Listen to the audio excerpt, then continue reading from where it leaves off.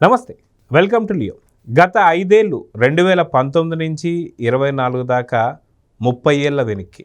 కానీ ఉమ్మడి ఆంధ్రప్రదేశ్లో ఏదైతే 30 ఏళ్ల క్రితం జరిగినటువంటి ఒక చిన్న పరిణామం వల్ల ఇప్పుడు విశ్వనగరం కింద హైదరాబాద్. అయితే 30 ఏళ్ళ వెనక్కి వెళ్ళినటువంటి ఒక ఆంధ్రాను కూడా విశ్వనగరం కాబోతుందా? ఏంటిది? నారా చంద్రబాబు నాయుడు గారు ఏం చేయబోతున్నారు? దీని గురించి మనతో మాట్లాడడానికి సీనియర్ జర్నలిస్ట్ టీవీ శ్రీనివాస్ గారు ఉన్నారు. వారిని అడిగి తెలుసుకుందాం. సార్ నమస్తే. నమస్తే సార్, 2019 నుంచి 24 దాకా జరిగినటువంటి ఒక విధ్వంసక పరిపాలన ఏదైతే ఉందో, ప్రజావేదిక కూల్చడంతో మొదలైనటువంటి ఒక ఆ పరిపాలన 30 ఏళ్ళు వెనక్కి వెళ్ళిపోయిందని చెప్పుకోవచ్చు. ఆ 30 ఏళ్ళు వెనక్కి వెళ్ళిపోయినటువంటి ఒక మళ్ళీ ఏదైతే రాష్ట్రాన్ని కనీసం గుండె కూడా లేనటువంటి, అంటే రాజధాని కూడా లేనటువంటి ఒక రాష్ట్రాన్ని 30 ఏళ్ళు ముందుకు తీసుకెళ్ళడానికి ఒక అడుగు ముందుకు పడింది. అది జరగబోతున్న సంగతి తెలుసు. ఇదే దీనికి నిదర్శనం.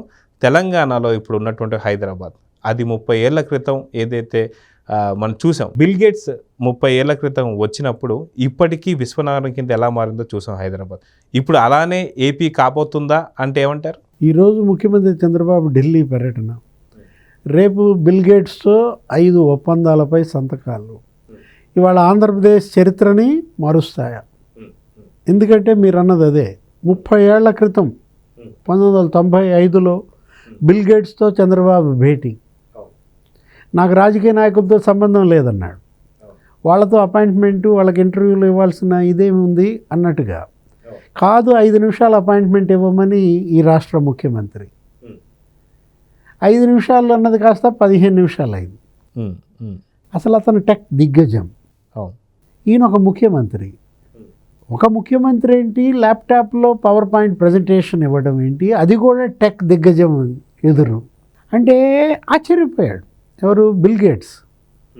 అపాయింట్మెంట్ ఇవ్వను అని తిరస్కరించిన వాడు మరి దగ్గర 2.5 గంటలు 150 నిమిషాలు అది అలా సాగిందంటే ఒకటే అడిగారు చంద్రబాబు, మైక్రోసాఫ్ట్ మీరు ఆసియాలో బేస్ పెడితే హైదరాబాద్లో పెట్టండి, మీరు యుఎస్ నుంచి బయటకు వస్తే హైదరాబాద్లో మీ బేస్ పెట్టాలని ఆయన అడగటం. ఆయన నవ్వుతూ వెళ్ళిపోయిన పరిస్థితి. అయినా వదలలేదు చంద్రబాబు. న్యూయార్క్ వెళ్ళాడు. మొత్తం ట్రాఫిక్ జామ్. ఖాళీ నడకన ఫైళ్ళు చేతపట్టుకుని నడుచుకుంటూ వెళ్ళాడు ఆఫీస్.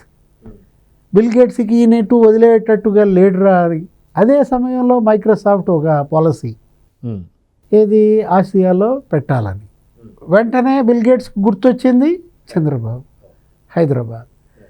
మొన్న కూడా వీళ్ళు ప్రత్యర్థులు చంద్రబాబుని విమర్శించే వాళ్ళు కేటీఆర్ కూడా చెప్పారు కదా, కాంగ్రెస్ వాళ్ళు మేమే ఐటీ తెచ్చాం, మేమే సైబర్ టవర్స్, సైబరాబాద్ పునాది వేసింది మేము అంటే, మీరెక్కడ తెచ్చింది చంద్రబాబు అన్నది. ఇన్ఫర్మేషన్ టెక్నాలజీ 1995లో ఇవాళ గేమ్ చేంజర్. అప్పుడు అంటే 9 లక్షల మంది వాళ్ళ హైదరాబాద్లో పనిచేస్తున్నారు. నీకు ఏడాదికి 50,000 అదనపు ఉద్యోగాల సృష్టి. ఒక కామధేనువు కల్పతరువు కాదు. అదేంటి అసలు నీకు ఒక గేమ్ చేంజర్ కాదు. మనం ఊహించలేదన్నమాట ఐటీ అనేది ఇవాళ ఇంత భూమి వస్తుందని. కానీ గతంలో ఐటీ అంటే బెంగళూరు అనుకునేవాళ్ళు. అట్లాంటిది బెంగళూరు నుంచి హైదరాబాద్ వలసలు పెరగటం, బెంగళూరులో వాటర్ స్కేర్సిటీ, ఇక్కడ వాటర్ పుష్కలంగా ఉండటం. అంటే సైబరాబాద్ అనే ఒక నగరమే ఇక్కడ ఏర్పడిపోయింది. అంటే జంట నగరాలు హైదరాబాద్, సికింద్రాబాద్ అన్నది కాస్త సైబరాబాద్ అనే అన్నీ మొత్తం యాపిల్, లేకపోతే ఏంటి అమెజాన్ మొత్తం వచ్చి డెలాయిట్.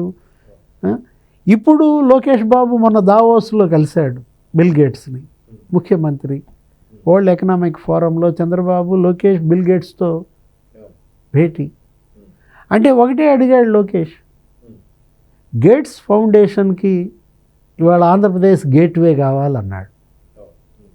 ఇప్పుడు Melinda gates, bill gates foundation మనం చూసాం. పల్స్ పోలియో రోటరీ క్లబ్కి విరాళాలు ఇచ్చి వాళ్ళు అసలు పోలియో ఎరాడికేషన్కి వాళ్ళు చేసిన కృషి. ఆంధ్రప్రదేశ్ వైద్య శాఖలో మీరు భాగస్వామి కావాలి. మెడ్టెక్ జోన్ విశాఖపట్నంలో పెట్టాం. మొన్న కరోనాలో కూడా అదే మమ్మల్ని ఆదుకుందంటూ ఇవాళ వైద్య రంగంలో గేట్స్ ఫౌండేషన్ యొక్క కొలాబరేషన్. 5 ఒప్పందాలు రేపు జరుగుతున్నాయి ఢిల్లీలో విద్యా రంగంలో. విద్యాశాఖ మంత్రిగా నారా లోకేష్ కొత్త కొత్త వర్సిటీలు తీసుకొస్తున్నాడు. ఇప్పుడు ఏఐ ఇప్పుడు గేమ్ చేంజర్. అప్పుడు ఐటీ ఎలా అయితే గేమ్ చేంజరో ఇవాళ ఆర్టిఫిషియల్ ఇంటెలిజెన్స్, ఇప్పుడు ఇవాళ క్లౌడ్ కంప్యూటింగ్, డేటా అనలిటిక్స్, ఇవన్నీ ఇవాళ కమ్మేస్తున్న పరిస్థితుల్లో ఏఐ వర్సిటీ ఒకటి పెడుతున్నాం. దాని సలహా మండలిలో మీరు భాగస్వామి కావాలని లోకేష్ విజ్ఞప్తి. అంటే అటు విద్యారంగంలో కూడా ఇవాళ బిల్ గేట్స్ ఒప్పందం ఆంధ్రప్రదేశ్తో ఏంటి మొత్తం అటు టీచింగ్ సైడు, అటు హైయర్ ఎడ్యుకేషన్లో కానీ ఎలిమెంటరీ ఎడ్యుకేషన్లో కానీ మనం ఆ యాప్స్ కానీ. జగన్మోహన్ రెడ్డి విద్యారంగాన్ని భ్రష్టు పట్టించాడు. 4 లక్షల డ్రాప్ అవుట్స్. ఉపాధ్యాయులే ఇవాళ జగన్మోహన్ రెడ్డి పతనానికి ప్రధాన కారణం. 26 యాప్స్ అప్లోడ్ చేయమనేవాడు రోజు. వాళ్ళు చదువు చెప్పడం మానేసి ఆ యాప్స్ అప్లోడ్ చేయటం. ఆ మధ్యాహ్న భోజనమనో లేకపోతే కోడిగుడ్డో చిక్కీయో హాజరు, వాష్రూమ్స్ క్లీనింగ్ సంబంధించి అక్కడ వీడియోలు ఫోటోలు తీయమని చెప్పి బాత్రూమ్ క్లీనింగ్ ఫోటోలు కూడా అప్లోడ్ చేయమంటేనే కదా వాళ్ళకంత ఆగ్రహం వచ్చింది. మద్యం షాపుల దగ్గర కూడా వాళ్ళని నించోబెట్టిన పరిస్థితి, క్యూ లైన్లు సర్దమని. ఇప్పుడు ఆ పరిస్థితి లేదు. అసలు టీచర్ల బదిలీల్లో కూడా బొత్స సత్యనారాయణ లంచాలు. ఒక టీచర్ బదిలీకి 5 లక్షల చొప్పున 1200 మందికి 60 కోట్లు వసూలు చేశారని విమర్శలు. ఇప్పుడు టీచర్ల బదిలీ లోకేష్ ఇవాళ విద్యాశాఖ మంత్రిగా సీనియారిటీ ప్రాతిపదికనే ఇవాళ జీవో 117 తీసుకొచ్చి విద్యారంగాన్ని భ్రష్టు పట్టించిన జగన్మోహన్ రెడ్డి 3వ తరగతిని తీసుకుపోయి 10వ తరగతిలో కలిపేశాడు. ఎక్కడ 3వ తరగతి, ఎక్కడ 10వ తరగతి? ఆ జీవో 117 రద్దు కోసం ఉపాధ్యాయ సంఘాలన్నిటితో ఇవాళ సమావేశాలు. అంటే ఒక స్టాన్ఫోర్డ్ యూనివర్సిటీలో చదివినటువంటి లోకేష్ విద్యాశాఖ మంత్రిగా ఇవాళ ఆంధ్రప్రదేశ్ విద్యారంగంలో సంస్కరణలు తీసుకురావటం, ఆ విద్యారంగంతో బిల్ గేట్స్ ఇవాళ అఫిలియేషన్ అన్నమాట. విద్యా వైద్య రంగాలే కాదు, నీకు వ్యవసాయం ఏది, ఆ భూసార పరీక్షలు, లేకపోతే విత్తనాలు, ఎరువులు, వాటి యొక్క అమ్మకాలు, మద్దతు ధర, ఎంఎస్పి, ఇవాళ రైతుకి నీకు ఫామ్ టు ఫీల్డ్ అన్నమాట. వీటన్నిటినీ ఇవాళ సింక్రనైజ్ చేస్తూ ఇవాళ సాగులో కూడా ఇవాళ మరి వ్యవసాయ రంగంతో కూడా బిల్ గేట్స్ ఒక ఒప్పందం చేసుకోవడం, మైక్రోసాఫ్ట్. అంటే 5 ఒప్పందాలు రేపొద్దున జరుగుతున్నాయంటే ఆంధ్రప్రదేశ్ దశ మార్చే ఒప్పందాలుగా చూడాలి, ఎంఓయూస్ అన్నమాట. గతంలో మనం చూసాం, అమెరికా పర్యటనకు లోకేష్ వెళ్ళాడు. అక్కడ ఏంటి, ఆ యాపిల్ సిఇఓ సుబ్రహ్మణ్యంతో, ఆ ఇంద్రా నూయి పెప్సికో వాళ్ళతో, తర్వాత నాదెళ్ల సత్యతో, వీళ్ళందరితో అతని భేటీలు 2500 మంది పారిశ్రామికవేత్తలతో సమావేశమై లోకేష్ ఇవాళ ఎలా అయితే ఇన్వెస్ట్మెంట్స్ డెస్టినేషన్గా ఆంధ్రప్రదేశ్ని మార్చటం. ఇప్పుడు 6 రతన్ టాటా ఇన్నోవేషన్ హబ్స్ అమరావతిలో, విశాఖలో, తిరుపతిలో, కర్నూలు, కడప, కాకినాడ. ఇప్పుడు కాగ్నిజెంట్ వస్తోందంట. నిన్న మొన్న లోకేష్ ఏదో మాట్లాడుతూ ఐటీ రంగంలో త్వరలో సంచలన ప్రకటన అన్నాడు.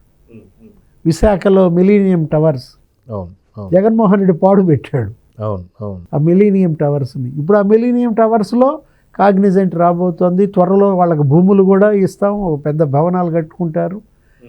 టీసీఎస్ వచ్చేసింది.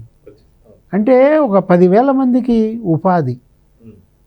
నటరాజన్ చంద్రశేఖర్ ఆయనే ఇవాళ ఇన్వెస్ట్మెంట్స్ టాస్క్ ఫోర్సు కో చైర్మన్గా. అంటే ఎలా పెట్టుబడులు ఇవాళ పరిగెత్తుతున్నాయి, పరవళ్ళు తీస్తున్నాయి. గతంలో జగన్మోహన్ రెడ్డి వాటాల కోసం బెదిరించి తరిమేసిన పరిస్థితి. చివరికి జయదేవ్ గల్లా, అమర్ రాజా బ్యాటరీస్ కూడా తెలంగాణకి తరిమేశాడు. లులు మాల్ కావచ్చు. ఇవాళ ఒక లులు జగన్మోహన్ రెడ్డి నెట్టేస్తే, గెంటేస్తే ఇవాళ 3 లులులు వస్తున్నాయి. ఏది, విజయవాడ, విశాఖపట్నం, తిరుపతిలో 3 లులులు. నిన్న క్యాబినెట్ భేటీ కూడా దానిపైనే జరుగుతున్న దీంట్లో. సార్, ఇప్పుడు మీరు ఇన్ని చెప్తున్నారు, నాకు ఒక్క డౌట్ ఏంటంటే, గూగుల్ కావచ్చు లేదా యూట్యూబ్ అకాడమీ కావచ్చు, ఇవన్నీ వస్తుంటే, లేదా ఆర్బీఐకి సంబంధించినటువంటి ఏదైతే స్విస్ బ్యాంక్కి సంబంధించి కొన్ని సంస్థలు కూడా రావాలని చెప్పి అనుకున్న తరుణంలో వాళ్ళకి లేఖలు రాయడం కావచ్చు, లేదా మెయిల్స్ రాయడం కావచ్చు, మాది సరైనటువంటి ఒక ఏమంటారు అనమాట ప్రాంతం కాదు, మహిళలకి ఇక్కడ భద్రత లేదు, మీరు రావద్దన్నట్టుగా ఇక్కడ కీచకులు చేస్తున్నటువంటి ఈ యొక్క ఇష్యూలో ఇప్పుడు ఏం చేయబోతున్నారు? దీనికి కూడా ఒక ఫుల్ స్టాప్ పడాల్సిన అవసరం. ఎందుకంటే మనం చూసాం, మీరు ఇందాక అన్నట్టు దావోస్లో నిజంగా జగన్ మళ్ళీ వస్తాడనే క్వశ్చనే ఎక్కువసార్లు రేజ్ అయింది అన్నట్టుగా అన్నారు. సో దీనికి ఇప్పుడు రాబోతున్నటువంటి సంస్థలకు కావచ్చు, లోకేష్ ఎలాంటి తీసుకుంటున్నారంటే ఏమంటారు చర్యలు? అంటే వాళ్ళు అడుగుతున్నారు పారిశ్రామికవేత్తలు కూడా, ఏమని మళ్ళా జగన్ వస్తే అని. ఇప్పుడు చంద్రబాబు కూడా అన్నాడు, భూతాన్ని పట్టుకున్నాం, ఇవాళ భూతాన్ని భూస్థాపితం చేస్తాం, ఇంకా అది వచ్చే ప్రసక్తే లేదు. ఇప్పుడు ఇవాళ యజ్ఞం జరుగుతుంది, ఒక అభివృద్ధి యజ్ఞంగా ఇది చేస్తున్నారు. రాక్షసులు అప్పుడు ఉంటారు, ఇప్పుడు ఉంటారు, కాకపోతే రూపం మారుద్ది అంతే. అప్పుడు మారీచుడు, సుగ్రీవుడు ఏ విధంగా అయితే రక్తం పోశారో, విశ్వామిత్రుడు యజ్ఞం చేస్తుంటే ఏం జరిగింది? రాముడు బాణం వేశాడు, ఒకడు చచ్చాడు, ఇంకొకడు పారిపోయాడు రక్తం ఓడుతూ. రేపు జరిగేది కూడా అదే. ఏది? ఈ అభివృద్ధి యజ్ఞానికి ఎవరడ్డం పడ్డా ఇవాళ ప్రజలే రామావతారం ఎత్తుతారు. ఆ రోజు రాముడు ఉన్నాడు, ఇవాళ ప్రజలే రామావతారం అన్నమాట. తప్పదు, ఏది? రాక్షసాంతం తప్పదు. సో చూద్దాం సార్, ఖచ్చితంగా మళ్ళీ ఒక ఏమంటారు హైదరాబాద్, సికింద్రాబాద్ కాకుండా సైబరాబాద్ అయితే ఎలా అయితే అయిందో అదేవిధంగా ఇప్పుడు అమరావతి కావచ్చు, మిగతా పూర్తి రాష్ట్రం మొత్తం కూడా డెవలప్ కావాలంటే ఇలాంటి పెట్టుబడులు అవసరం. సో ఖచ్చితంగా దానికి నాంది పలికింది మాత్రం చంద్రబాబు నాయుడు గారే.